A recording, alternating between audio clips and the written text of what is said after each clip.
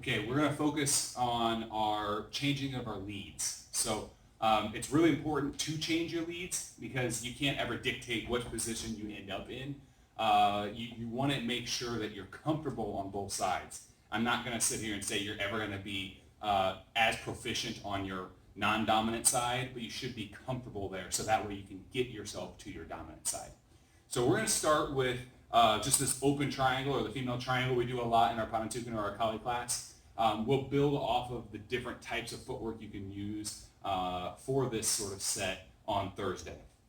But for right now, we're just going to slowly get into this thing here. You can start it off nice and easy where you're just kind of tapping your feet and you're going through the motions getting this. But by about a minute or two, I want you really moving. I want you to kind of roll this shoulder in and keep these the mechanics tight. Okay? So what we're going to do is we're going to focus just on single direct attacks. Okay? So single direct attack is a principle that we're just going to focus off of one shot each time. But we're going to do a minute or 10 of each, right? And we're going to start with just the cross. Okay? So rear cross, rear cross. So left lead cross, right lead cross. Left lead cross, right lead cross. Back and forth and back and forth. We're just running through this nice and slow. If you happen to have access to a bag, you can definitely do this in front of a bag. It works great. If you don't have access to a bag, shadow box it. It's just fine doing this. You'll definitely still be breathing hard by the end of this. Once you get started, my goal for you is to keep you from stopping your feet from moving. So I keep this pattern going. Now I switch, bang, I move into the hooks.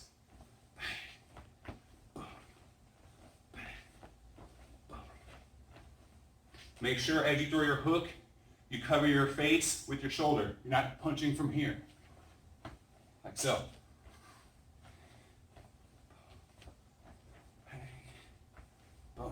Okay? Now, from this position again, I want you to throw a rear uppercut. So when you throw your uppercuts, try to actually load as you step.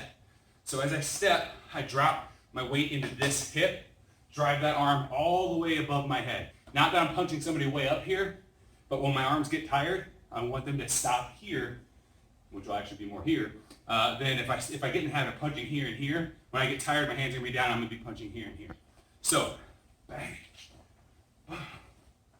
drive your uppercuts.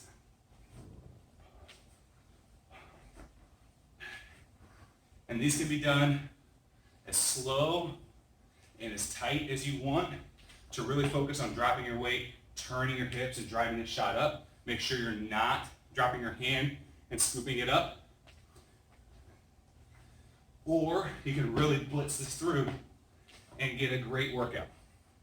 Now, next one we're going to do is as this comes in, you're going to lean over the lead foot and you're going to throw an overhand.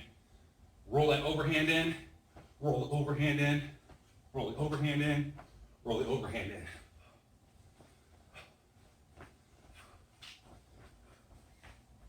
Just like so.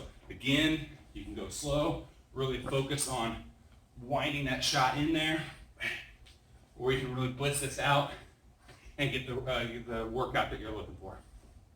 Next one, we're going to actually hit with our lead hand, which is a little different. We're going to hit with a snap elbow or horizontal elbow. So we're moving our feet, getting a set pattern, getting a set rhythm. Snap elbow, snap elbow, snap elbow, and snap elbow. Make sure you cover your head. I don't care if you cover your head like so, or like so, but I want you to cover your head. So, snap elbow, snap elbow, snap elbow, and snap elbow. Your arm can go around your cover hand or can fold in between your cover hand and your chest. Okay? Next one we're going to do is diagonal up elbows. So, again, you get your rhythm, you get your pattern. Diagonal up elbow, diagonal up elbow, diagonal up elbow, diagonal up elbow.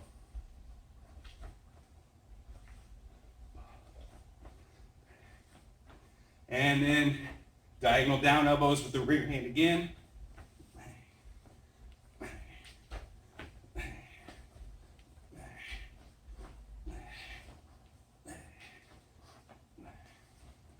Same thing. Get the mechanics. Boom, drop your weight in there. Boom. Up on your toes, down into the shot as you torque your core. And once you're comfortable with that, get the reps on it. Next one we're gonna work is rear knee, okay? We're gonna drive our rear knee up, thrust our hips, point your toes down. Thrust, point your hips, and point your toes.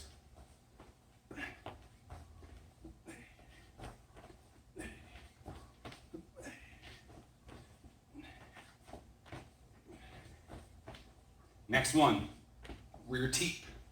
When you're doing your teep, try and hit with the ball of your foot and thrust with your hips. What I'd like to have people do, and this is a little bonus thing for you, I guess, bring your foot up, poke it. Just make sure you get this hip extension down right. So you can do this for a minute, and your hip flexors will definitely hate me. Okay, so back to our generator.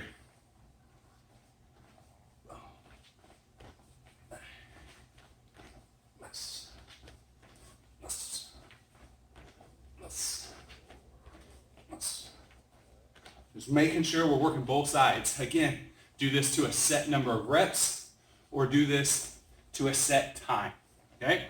Next we're going to work is our rear round kick. So get in your rhythm. Step, round kick, bring it back. Set, round kick, bring it back. When you're retracting your round kick, instead of spinning through, what I'd like you to try and hit is get your hips to fold over, open it up as a cover, and bring it back. Kick, open, bring it back. Kick, open, bring it back.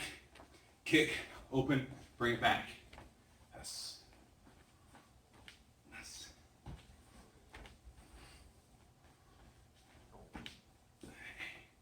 Okay. And then the last one we're going to cover is the stomp. Okay. I like to use the stomp off the rear leg. So bring that foot in. When you throw your stomp, have your toes perpendicular to your target. So if my target happens to be your knee, I'm going to not have my toes this way. I'm going to turn them to where my toes point out.